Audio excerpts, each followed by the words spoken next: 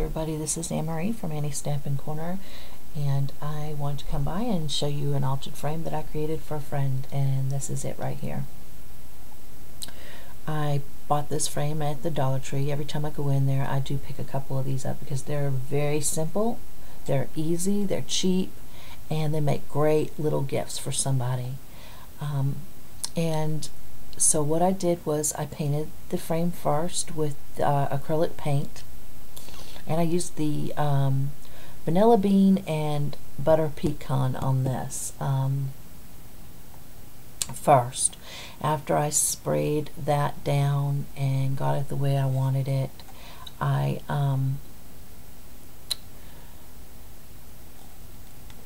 used some of the molding paste, and you can see here the texture up here. I did the little squares. Here I did the rocks. You can see them in there. And then down in here, I don't know if you can really see, but there's the negative effect where I flipped the stencil back over and did it in the corner to use up some of the molding paste there. But you can see it in the corner a little bit where the gears are layered. So I did that. And then I painted that with my finger with some butter pecan and some vanilla over the top. And then I used some Tim Holtz stamps. I love these stamps. They're great, especially with the mixed media. I just love them for background and texture and stuff like that.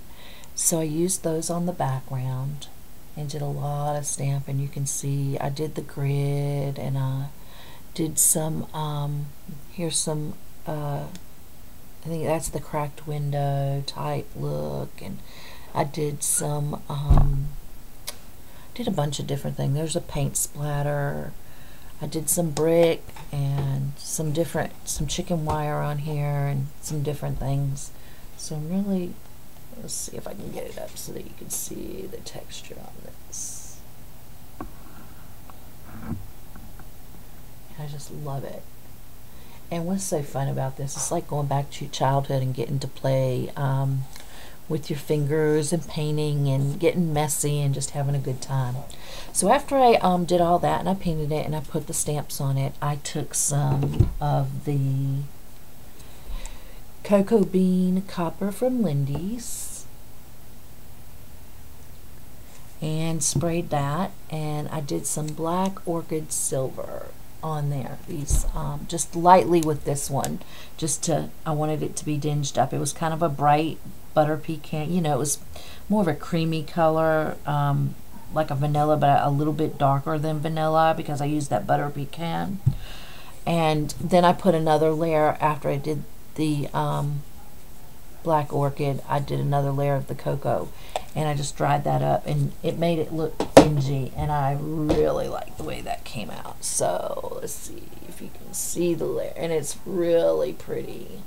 And you're not really getting the sparkle effect on it because of the fact that the way the light is shining in this. But I did that. I then did the gears, and I want to see if y'all can see a good picture of the gears. See the texture on those gears? I just love the texture. And with those, I did a process of, I cut these out with the Tim Holtz dies, the mini and the large Sizzix dies, and then I used the mini on the edge dies and did some little tiny ones. And the first thing I did was painted them with black acrylic paint. After I painted them with black acrylic paint and they dried, I took some gold paint and painted over it, and I give it like a dingy gold, a very light coat, not thick, because I want that black to kind of seep through the gold. So I did it a really light coat of it. And after I did that and it was still damp, I used, let's see if I can get this open. I used this embossing powder from Stampendous, and it's called Fantage embossing powder, and I just love it. It's aging looking, it's mixed, it doesn't have just it's not a solid color, it's just mixed, or it's big and chunky looking too. And what I used was, let's see if you can see this color. This one right here. It has blue, patina, gold, silver, and white in it. And some of these are chunky bits. Let's see. I don't know if you can see the inside, but some of them are real chunky-ish. And it gives it that effect, gives it a lot of texture. Let's see, and show this in the camera. I don't know if you can see the bumps on here. Yeah, it's kind of hard, but it's got a lot of bumps because of the big embossing powder chips that are in there. So they don't melt. They melt, but they don't melt flat, and it gives it that age effect, like it's bubbling and peeling. And that's what I like about that. So I did a light coat of that on top of it, and my husband's bringing me some coffee. And after I did that light coat, I then I did this all with my fingers, not a paintbrush.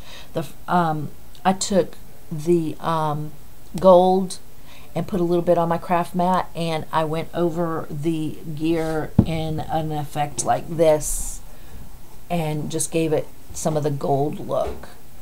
After I dried that, I went over it again and I used the silver acrylic paint. Then after I did the silver, I don't have the patina run out, and I threw the bottle away. But I used a seafoam green looking color, and I did the same effect with that with the acrylic, and just went lightly over that to give it some of that blue looking. And you can use your rub-in buffs if you have it, the patina, that will work, and put that on there. And then after I did that, I used the metallic copper and just ran over that in some spots. And that is how I got the look of the gears. Let's see if you can get. I'm really liking the way that came out. I then took some little woodsies. They looked like this. You can get them real cheap at the, I got these I think at Michael's or somewhere. And they're very inexpensive. They come in all kinds of shapes. And I took the copper bean spray, and I hand painted those with that on here to make sure that I got all the edges and everything. After I did that, I took some black soot Tim Holtz and went around the edges and inked those up. I took an alphabet stamp and I embossed these with that and used a black embossing powder, and it stayed around the edges a little bit where it's not covered totally, but you can see just tiny little hints of it. That is more of the Tim Holtz ink that I not embossed it, but inked it up with. But they're very lightly on some of the edges. There is some embossing powder, and I like the way that stayed on there a little bit. It gave it a little bit of an effect on there, and I embossed those. And that is the frame that I came up with.